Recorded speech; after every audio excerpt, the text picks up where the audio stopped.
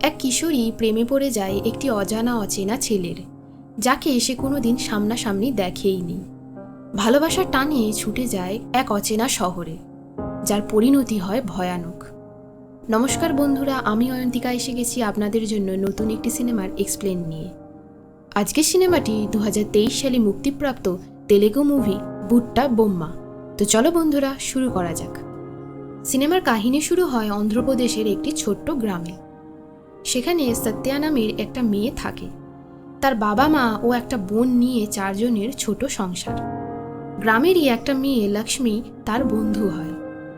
সত্যার বাবা তার 2 মেয়েকে অনেক শাসনে রাখে, তাই এখনকার যুগে এসে দাঁড়িয়েও সে সত্যাকে একটা স্মার্টফোন দেওয়ার বদলে কিপ্যাড ফোন দেয়। সত্যা তাই ধীরে ধীরে টাকা জমাচ্ছে একটা স্মার্টফোন কেনার জন্য। গ্রাম থেকে বেরিয়ে শহরে যাওয়ার পথে একটা জঙ্গল পড়ে। সেখানে কৃষ্ণ ভগবানের একটা মন্দির আছে। সত্যার কাছে একটা মাটির পুতুল আছে। সে যখনই শহরে যায় তখন মন্দিরে প্রদীপ জ্বালিয়ে পুজো দিয়ে সে পুতুলটা সেখানে রেখে যায়। সে মনে করে সেই পুতুলটা সেখানে থাকলে তার ভগবান সব সময় তার সাথে থাকবে। লক্ষ্মীর একটা বয়ফ্রেন্ড আছে। তার কাছে ফোন না থাকায় সে সত্যার ফোন থেকেই ছেলেটাকে ফোন করে কথা বলে। গ্রামেরই এক বড়লোক বাড়ির ছেলে চন্দন সত্যাকে পছন্দ করে। তাদের রাইস মিলের ব্যবসা আছে। ওই কারখানাতেই সত্যার বাবা কাজ করে। সত্যারা গরিব হওয়ায় চন্দনের মা তাদেরকে একদমই পছন্দ করে না। এইদিকে মুরলি নামের একটা ছেলে, সে ভাইজাকে থাকে, অটো চালিয়ে রোজগার করে। তার ঘরে 2 বোন আছে। তার আচার আচরণ এতই ভালো যে শহরে সবাই তাকে খুব পছন্দ করে। সে তার সব কাস্টমারকেই নাম্বার দিয়ে রেখেছে আর বলেছে কোনো অসুবিধা হলেই তাকে ফোন করতে। অন্যান্য অটো চালকরা তাকে বলে নেশা করতে, জুয়া খেলতে, কিন্তু সে ওসব করে না। সে বলে খালি হাতে এসেছি আর খালি হাতেই যাব, যতদিন গায়ে ক্ষমতা আছে খেটে খাবো, এসব করার দরকার নেই। তার এক বন্ধু তার জন্য মেয়ে দেখেছিল বিয়ে দেবে বলে। মেয়েটা খুব সুন্দর দেখতে, কিন্তু মুরলি বলে মেয়েটাকে দেখতে সুন্দর হলেই হবে না, তার গলার আওয়াজটাও সুন্দর হতে হবে, যাতে সে গান গাইলে শুনতে ভালো লাগে, কথা বললে সেটা গল্পের মতো মনে হয়। জন্মাষ্টমীর দিন সত্যা তাড়াহুড়ো করে বেরোচ্ছিল মন্দিরে যাবে বলে, ভগবানকে প্রসাদ দিতে হবে। তখন সত্যার মা তাকে বলে উমা নামের একজনকে ফোন করে তার জামার সাইজটা জেনে নিতে। সত্যার মা সেলাইয়ের কাজ করে। সত্যা তাই ক্যালেন্ডারে লেখা নাম্বারটা দেখে ফোন করে। মাঝের একটা নাম্বার ভুল টাইপ করায় ফোনটা মুরলির কাছে চলে যায়। সত্যা মুরলিকে উমার কথা জিজ্ঞাসা করলে সে বলে এরকম কাউকে সে চেনে না। সত্যা ফোনটা কেটে দেয়। তারপর নাম্বারটা ভালো করে দেখে আবার ফোন করে। এইদিকে মুরলির সত্যার গলার আওয়াজটা শুনে বেশ ভালো লাগে। সত্যা আর লক্ষ্মী মন্দিরে যাচ্ছিল। লক্ষ্মী বলে সে মন্দিরে যাবে না, সে তার বয়ফ্রেন্ডের সাথে দেখা করবে। লক্ষ্মীর বয়ফ্রেন্ডকে দেখে সত্যা আর একটুও পছন্দ হয় না। সে বলে তুই এই ছেলেটার জন্য এত সেজেগুজে এসেছিস? লক্ষ্মী বলে তোর তো নেই, তাই তুই এরকম বলছিস, যখন তোর হবে তুই বুঝতে পারবি। সত্যা এরপর মন্দিরে এসে ভগবানকে বলে ওর কাছে বয়ফ্রেন্ড আছে বলে সেটা নিয়ে খুব অহংকার করে বেড়ায়, যখন আমারও হবে আমিও তখন ওকে দেখাবো। এই সময় মুরলি সত্যাকে ফোন করে। সে ফোনটা ধরে বলে কিছু মনে করবেন না, ভুল করে আপনার কাছে ফোন চলে গিয়েছিল।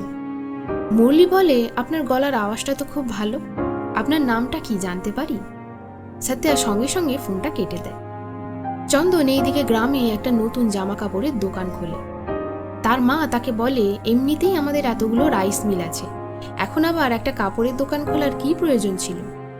আমি তোর সব উদ্দেশ্য বুঝতে পারছি, তোর মা হই, কোথায় কি করছিস না করছিস তা আমি জানি। বিয়ে করার জন্য শুধু মেয়েটাকে সুন্দর দেখতে হলেই হয় না, একটা পারিবারিক স্টেটাসেরও ব্যাপার থাকে। ওই দিন রাতে লক্ষ্মীদের ঘরে একটা অনুষ্ঠান ছিল। সেখানে সত্যা আর তার পরিবার যায়। মুরলি এই সময় তাকে ফোন করে। সত্যা ফোনটা ধরে বলে ভুল করে একবার ফোন লেগে গেছে, তো আপনি বারবার এভাবে ফোন করছেন কেন? এই সময় সত্যার বাবা সেখানে এসে তাকে বলে কার সাথে কথা বলছিস তুই? সত্যা বলে কাস্টমার কেয়ারের নাম্বার। সে ফোনটা কাটতে ভুলে যায়। তার পাশে ফোনটা রেখে দিয়ে সে বাকিদের সাথে কথা বলছিল। লক্ষ্মীর বৌদিকে এসে বলে আমি একটা স্মার্টফোন কিনবো। আমাদের গ্রামের পদ্ম নামের মেয়েটা ভিডিও বানিয়ে অনেক ফেমাস হয়ে গেছে, আমিও তাই ভিডিও বানাবো। ও তো অন্যের গাওয়া গানে ভিডিও বানায়, আমি নিজেই গান গাইব আর ওর থেকেও বেশি ফেমাস হয়ে যাব। ওখানে বসে থাকা সবাই সত্যাকে একটা গান গাইতে বলে। সে একটা গান গায়। ফোনের ওপার থেকে সেই গানটা শুনে মুরলি তার গলার আওয়াজের আরও প্রেমে পড়ে যায়। গানটা গাওয়া হয়ে গেলে সবাই মিলে বসে একটা খেলা খেলছিল।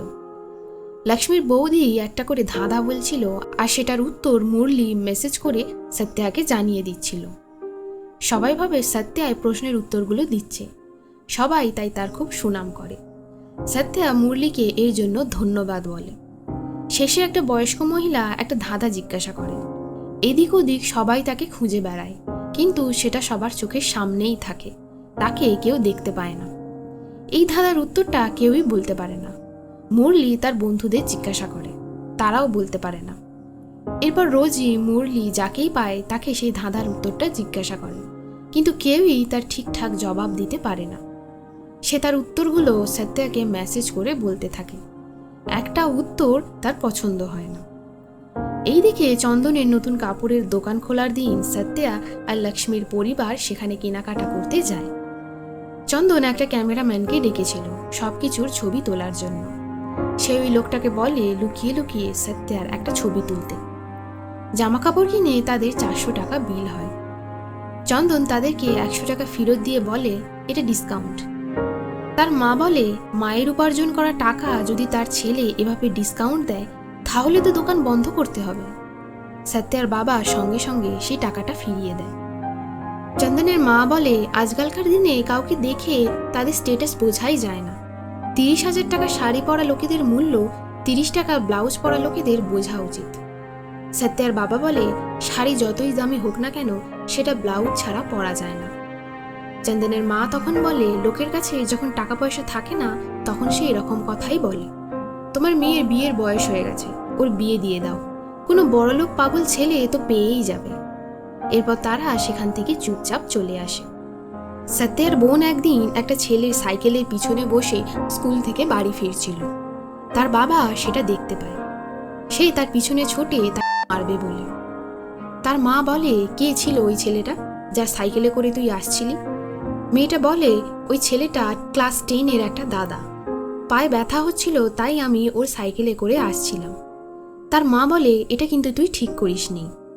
অজানা অচেনা ছেলের সাইকেলে বসে এলে গ্রামের লোক কি বলবে? মেয়েটা বলে আমি তো বলেছিলাম আমাকে একটা সাইকেল কিনে দিতে, 10 কিলোমিটার হেঁটে যেতে পায়ে আমার ব্যথা করে।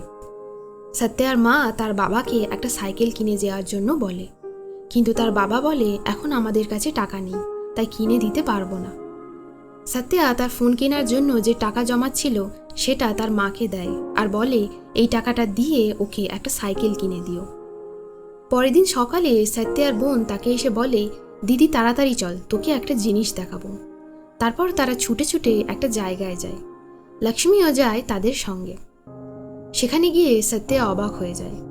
চন্দনের দোকানের একটা বড় পোস্টার লাগানো আছে আর তাতে সত্যার ছবি দেওয়া আছে।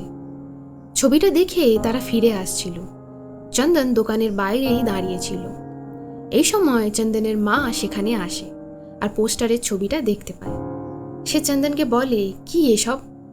চন্দন বলে আমার মনের ভিতর যেটা আছে সেটা তো তুমি দেখতে পাওনি, তাই আমি সেটাকে পোস্টারে আটকে দিয়েছি। তার মা এটা শুনে সেখান থেকে চলে যায়। একদিন সত্যার বাবা চন্দনের দোকানে এসে তাকে বলে তুমি সত্যাকে পছন্দ করো সেটা তোমার মামা আমাকে বলল। দেখো তুমি শুধু ভালোবাসলেই তো হবে না, তোমার মা যদি রাজি থাকে তাহলে উনাকে নিয়ে আমাদের বাড়িতে বিয়ের ব্যাপারে কথা বলতে এসো। আমরা তো গরিব মানুষ, তাই যাই কিছুই হয়ে যাক শেষে আমাদেরকেই দোষ পেতে হবে। একদিন সত্যাকে মুরলির 2 বোন ফোন করে আর তাকে বলে আমাদের দাদা তোমাকে খুব পছন্দ করে, তোমার জন্যই তো দিনরাত কষ্ট করে অটো চালিয়ে রোজগার করে। ও সব সময় তোমার কথা বলে, ওর সাথে ফোন করে কথা বলবে, তাহলে ওর ভালো লাগবে। মুরলি সত্যিই খুব ভালো ছেলে। এসব শুনে সত্যার মনেও মুরলির জন্য একটু একটু করে অনুভূতি জাগতে থাকে। সত্যা আর মুরলির ফোনে কথা চলতে থাকে। ধীরে ধীরে তাদের সম্পর্ক আরও ভালো হতে থাকে। সে লক্ষ্মীকেও ব্যাপারটা জানায়। সত্যা মুরলিকে তাদের গ্রামের একটা অনুষ্ঠানে আসতে বলে। মুরলি যখন আসছিল তখন হঠাৎ করেই রাস্তার মাঝখানে একটা মেয়ে তার অটোর সামনে চলে আসে। মেয়েটা বলে, আমাকে সাহায্য করুন দাদা, আমার মা অসুস্থ, তাকে এক্ষুনি হসপিটাল নিয়ে যেতে হবে। তাই মুরলি হসপিটাল চলে যায়। পরে এসে সত্যাকে ফোন করে জানিয়ে দেয় যে সে ওদের গ্রামের অনুষ্ঠানে আসছিল, কিন্তু হঠাৎ করেই একটা এমার্জেন্সি এসে যাওয়ায় তাকে হসপিটাল আসতে হয়। সত্যা তাকে বলে, আমি আশা করেছিলাম তুমি আসবে। ঠিক আছে, কোনো ব্যাপার নয়, তোমাকে কালকে সকালে একটা কথা বলবো। পরের দিন সকালে সত্যা মুরলিকে বলে, আমার বিয়ের জন্য আমাকে দেখতে আসবে। ভীষণ ভয় করছে, কি জানি কি হবে। যদি তারা বিয়ের জন্য রাজি হয়ে যায় তখন আমি কি করব? মুরলি বলে, ভয় পাওয়ার দরকার নেই, দেখতে আসছে বলেই কি আর বিয়ে হয়ে যাচ্ছে? চন্দনের বাড়ির লোকজন সত্যার বাড়িতে আসে।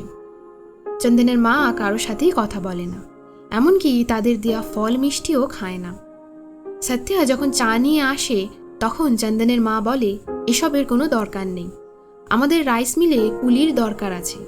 সত্যা তো কোথাও কোনো কাজ করে না, তাই সেটার জন্যই বলতে এসেছি। এইভাবে অপমানিত হয়ে সত্যার বাবা বলে, আমি আপনার মিলে আর কাজ করব না, আপনার মিলে কাজ না করলেও আমার সংসার চালাতে পারবো। সম্বন্ধটা ক্যান্সেল হয়ে যাওয়ায় সত্যা মনে মনে বেশ খুশি হয়। সে লক্ষ্মীকে গিয়ে বলে, আমি ভেবেছিলাম ওরা আজকেই বিয়ের পাকা কথা বলে চলে যাবে, ভাগ্যিস বিয়েটা ক্যান্সেল হয়ে গেল। লক্ষ্মী বলে, তুই যে ছেলেটাকে চোখে কখনো দেখিসনি, তাকে ভালোবেসে তোর সামনে থাকা একটা ভালো ছেলেকে তুই ইগনোর করছিস। রাতে মুরলি সত্যাকে ফোন করে বলে তার একটা ছবি দিতে। সত্যা বলে, আমার ফোন ওরকম নয় যে আমি ছবি তুলে পাঠাবো, তোমাকে দেখা করতে আসতে বললাম, তুমি তো লোকের সাহায্য করতে লেগে গেলে। মুরলি বলে, আচ্ছা ঠিক আছে, এবার আমি নিশ্চয়ই যাব। সত্যা বলে, তার দরকার নেই, আমি এবার তোমার সাথে দেখা করতে যাব, আমাকে কিন্তু সমুদ্র দেখাতে হবে, আমার সমুদ্র খুব ভালো লাগে, সেই ছোটবেলায় দেখেছিলাম আর দেখিনি। মুরলি বলে, শুধু সমুদ্র নয়, গোটা শহরটাই আমি তোমাকে ঘুরিয়ে দেখাবো। এইদিকে চন্দন তার বাড়িতে যখন খেতে বসেছিল তখন তার মা তাকে গিয়ে বলে, আমি ভেবেছিলাম ওই মেয়েটাকে আমি বারণ করে দেওয়ায় তুই হয়তো আর খাওয়া দাওয়া করবি না। চন্দন বলে, এটা কিন্তু তুমি ঠিক করলে না মা। ওর মা বলে, এরম কেন বলছিস, আমি যা করছি তোর জন্যই তো করছি, যাতে তুই সুখে থাকতে পারিস, এখানে সব টাকা পয়সা সম্পত্তি সবই তো তোর। চন্দন বলে, আমি তো সুখী তখনই হব যখন সত্যা আমার জীবনে থাকবে, কিন্তু যখন ওই নেই তাহলে আমি এত টাকা পয়সা সম্পত্তি নিয়েও সুখে থাকতে পারবো না। নিজের ছেলের কষ্ট দেখে চন্দনের মা এই বিয়ের জন্য রাজি হয়ে যায়। চন্দনের মামা সেই খবরটা সত্যার বাড়িতে দেয়। সত্যার বাবা মা খুব খুশি ছিল, তারা বলে সত্যা খুবই ভাগ্যবতী, অনেক ভাগ্য করেই এরকম জামাই পাওয়া যায়। সত্যা এবার ভয় পেয়ে যায়, সে মুরলিকে ফোন করে ব্যাপারটা জানায়। মুরলি বলে, কি করতে হবে সেটা আমি ভেবে তোমাকে পরে জানাচ্ছি। সত্যা লক্ষ্মীকে গিয়ে কথাটা বলে। লক্ষ্মী বলে, বাড়ির লোকজন তাদের মেয়েকে অটো করে কোথাও পাঠাতে ভয় পায়, আর তুই কি না একটা অজানা অচেনা অটো চালকের সাথে চলে যাওয়ার সিদ্ধান্ত নিচ্ছিস। আমি ভালো কথা বলছি, শোন, ওই ছেলেটার নাম্বারটা ডিলিট করে দিয়ে চন্দনের সাথে বিয়ে করে নে, অনেক সুখে থাকবি। কিন্তু সত্যা তার কোনো কথা শোনে না। সে বলে, আমি ওকে ভালোবাসি, ওর গলার আওয়াজ না শুনলে আমার ঘুমই আসে না, আমি পারবো না ওকে ছাড়তে। সত্যের বাড়ির সবাই তাদের এক আত্মীয়র বাড়িতে বিয়ের নিমন্ত্রণ করতে যাওয়ার সিদ্ধান্ত নেয়। সত্যা তার বাবা মাকে বলে তার শরীরটা ভালো নেই, তাই সে যাবে না, লক্ষ্মী এখানে থাকবে তার দেখাশোনা করার জন্য। তার বাবা মা তাকে বলে, ঠিক আছে, কোনো সমস্যা নেই, তুই এখানে সাবধানে থাক, আমরা পরশুদিন সকালেই ফিরে পড়ব। ওই দিন রাতে মুরলি সত্যাকে ফোন করে বলে ভাইজ্যাক চলে আসতে। পরের দিন ভোর ভোর সত্যা বেরিয়ে পড়ে ভাইজ্যাকের উদ্দেশ্যে।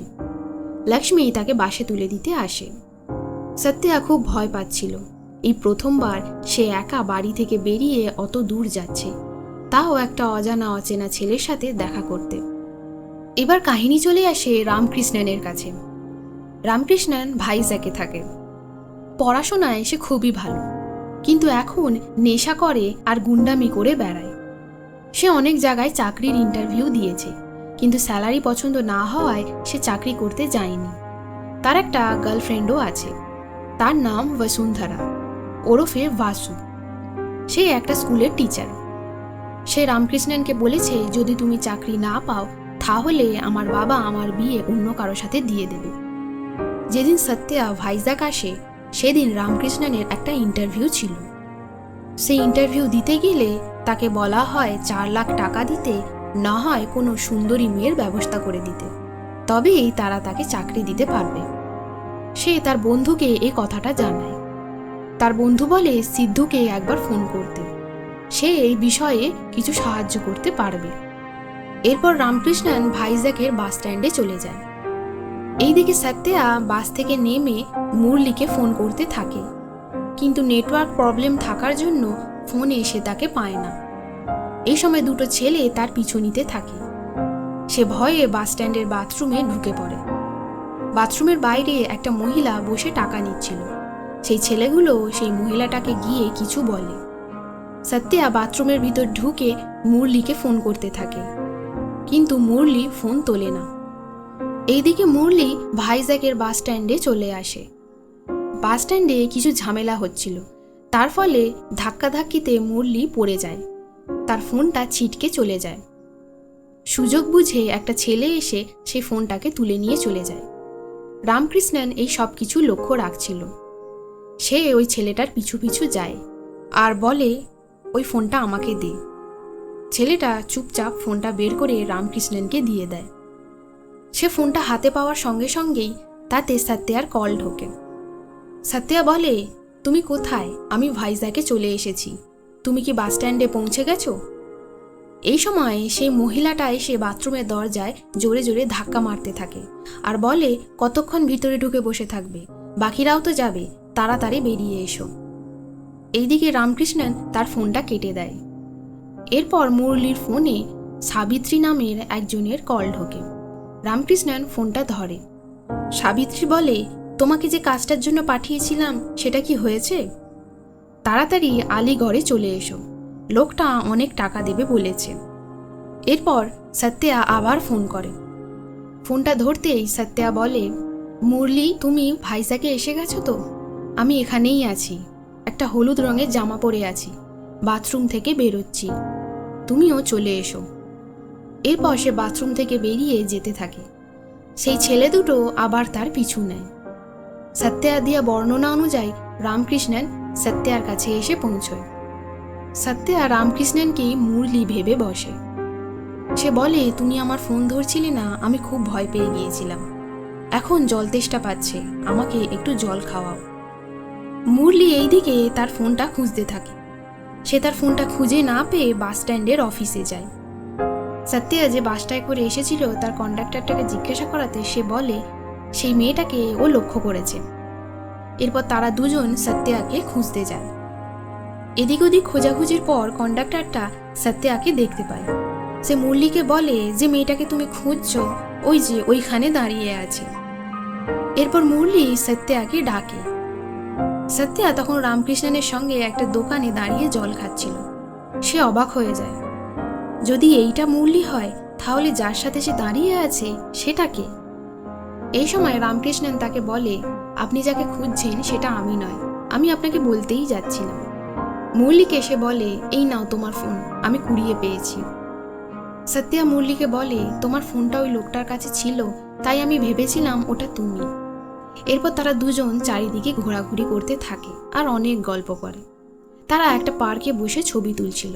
তখন সত্যা লক্ষ্য করে রামকৃষ্ণন তাদের ওপর নজর রাখছে। সে মুরলিকে এই কথাটা বলে। মুরলি বলে, ও নিশ্চয়ই আমাদের পিছু নিচ্ছে, দাঁড়াও আমি গিয়ে ব্যাপারটা দেখছি। মুরলি রামকৃষ্ণনের কাছে যাওয়ার পর তাদের কথা কাটাকাটি শুরু হয়ে যায়। তারপর তারা মারপিট লেগে যায়।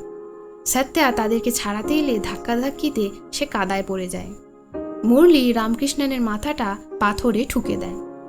তারপর সেখান থেকে সত্যাকে নিয়ে চলে যায়।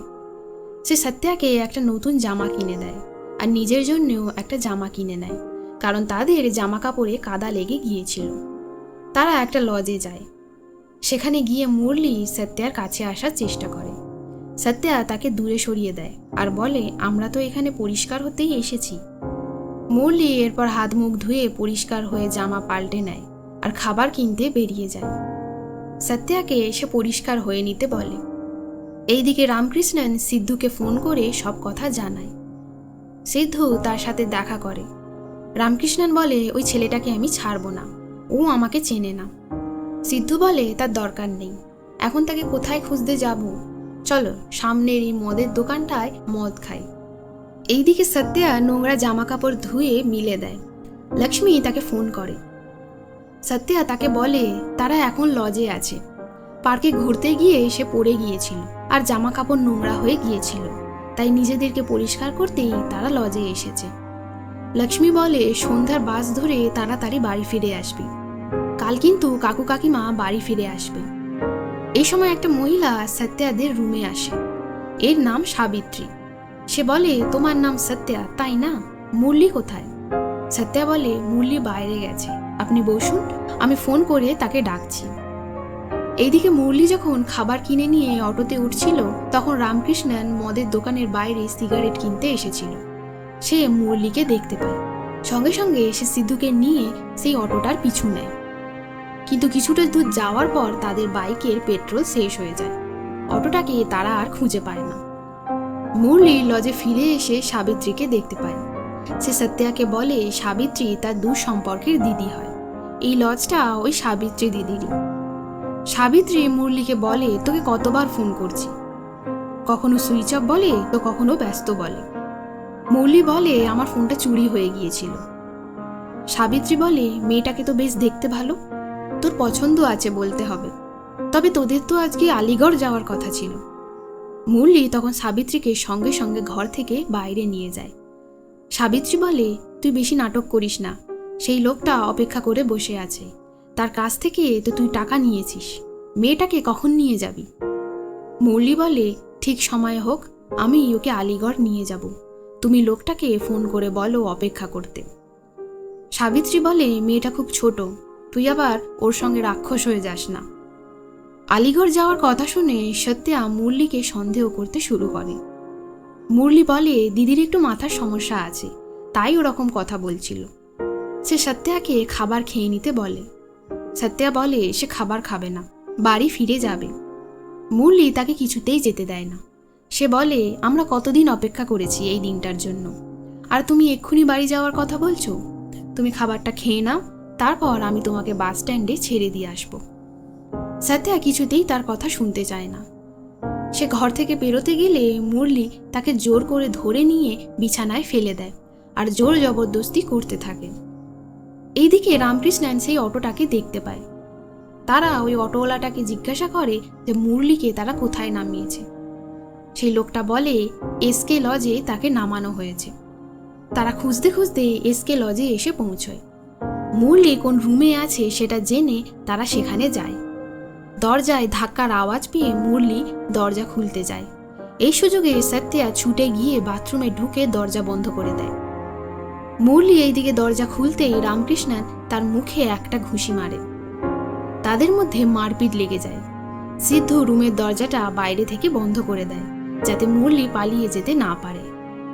সাবিত্রী লজের কিছু ছেলেকে নিয়ে সেখানে আসে আর বলে দরজাটা খুলতে, না হলে কিন্তু পুলিশকে ফোন করবে। সিদ্ধু বলে, এই এলাকাটা এসআই দাসের আন্ডারে পড়ে তাই না, নাম্বারটা কি আমি দেব? এটা শুনে সাবিত্রী বুঝে যায় সিদ্ধুর সবার সাথে বেশ ভালোই চেনা জানা আছে, তাই সে চুপচাপ সেখান থেকে চলে যায়। এইদিকে রামকৃষ্ণন মুরলির গলাটা চেপে ধরে আর বলে, মেয়েটাকে কোথায় রেখেছিস বল, না হলে কিন্তু আজ তোকে ফেলবো। মুরলির দম বন্ধ হয়ে আসছিল। নিজের প্রাণ বাঁচাতে সে আঙুল দিয়ে ইশারা করে দেখিয়ে দেয় বাথরুমের দিকে। রামকৃষ্ণন গিয়ে বাথরুমের দরজায় ধাক্কা মারে আর সত্যাকে দরজাটা খুলতে বলে। সত্যা ভাবে এটা সে কোথায় এসে ফেঁসে গেল, আজ নয় রামকৃষ্ণন নয় মুরলি যে কেউ তাকে ভোগ করবে। সত্যা দরজাটা না খোলায় রামকৃষ্ণন দরজাটা ভেঙে দেয়। বাথরুমে ঢুকে এসে সত্যাকে বলে, ভয় পাওয়ার দরকার নেই, আমি কিছু করব না তোমার সাথে, আমি তোমাকে এখান থেকে বের করতেই এসেছি। রামকৃষ্ণন সত্যাকে সেখান থেকে নিয়ে বেরিয়ে যায়। যাওয়ার সময় সত্যা দেখে মুরলি মেঝেতে পড়ে আছে, তার নাক মুখ দিয়ে রক্ত বেরোচ্ছে। মুরলি আসলে একজন সাধারণ ভদ্র স্বভাবের অটোচালক হলেও সে আসলে একটা মেয়ে পাচারকারী। রামকৃষ্ণন সত্যাকে বলে, আমি যখন ওর ফোনটা পেয়েছিলাম তখন সাবিত্রী নামের একজন ওর ফোনেতে কল করেছিল। সে বলে সত্যাকে নিয়ে কখন তুই আসবি, তাকে দেখতে কেমন একটা ছবি পাঠা। আলিগড়ের সেই লোকটা আর অপেক্ষা করতে পারছে না, সত্যাকে নিয়ে তুই তাড়াতাড়ি আয়। এটা শুনেই আমি বুঝে গিয়েছিলাম মুরলির প্ল্যান কি, আর সেই জন্যই আমি তোমাদের পিছু নিচ্ছিলাম। এই সময় বসুন্ধরা রামকৃষ্ণনকে ফোন করে। সে সত্যার সঙ্গে কথা বলতে যায়। আমি বুঝতে পারছি তোমার অবস্থাটা, মন খারাপ করে থেকো না, এটাকে একটা খারাপ স্বপ্ন ভেবে ভুলে যাও। এরপর সে রামকৃষ্ণনকে বলে, এবার তো তোমার টেনশন কম হয়েছে, তোমাকে নিয়ে সত্যিই আমার গর্ব হয়। রামকৃষ্ণন বলে, তুমি যে বলেছিলে চাকরি না পেলে আর তোমাকে মুখ দেখাবো না।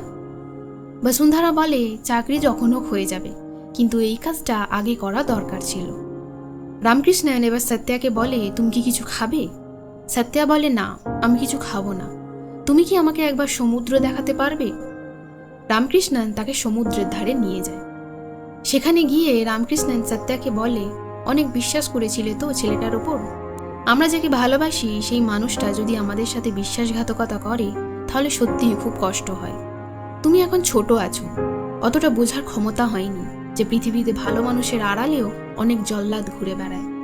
এই সমুদ্রের ঢেউগুলোর কাছে গেলে এটা তোমাকে টেনে নিয়ে যেতে চাইবে, কিন্তু তুমি যদি শক্ত হয়ে দাঁড়িয়ে থাকো তাহলে এটা তোমার সঙ্গে ধাক্কা লেগে আবার ফিরে চলে যাবে। রামকৃষ্ণন এবার সত্যাকে বাসে তুলে দেয়। সে নিরাপদে বাড়ি ফিরে চলে আসে। এদিকে পুলিশ মুরলিদের পুরো দলটাকে অ্যারেস্ট করে। সত্যা এখন চন্দনের দোকানে শাড়ির ডিজাইন করে দেয়। সে নতুন ডিজাইনগুলো চন্দনের দোকানে দিতে গেলে চন্দন তাকে জিজ্ঞাসা করে, আপনার সিদ্ধান্তটা জানালে ভালো হতো, বাড়িতে সবাই অপেক্ষা করছে। সত্যা বলে, সময় এলে ঠিক জানাবো। এক্সপ্লেনটি ভালো লাগলে কমেন্ট করে অবশ্যই জানাবেন। ভিডিওটি লাইক এবং এরকম আরও সাসপেন্স থ্রিলার মুভির এক্সপ্লেন শুনতে গেলে আমার এই ছোট্ট চ্যানেলটি সাবস্ক্রাইব করে রাখুন। দেখা হচ্ছে পরের ভিডিওতে।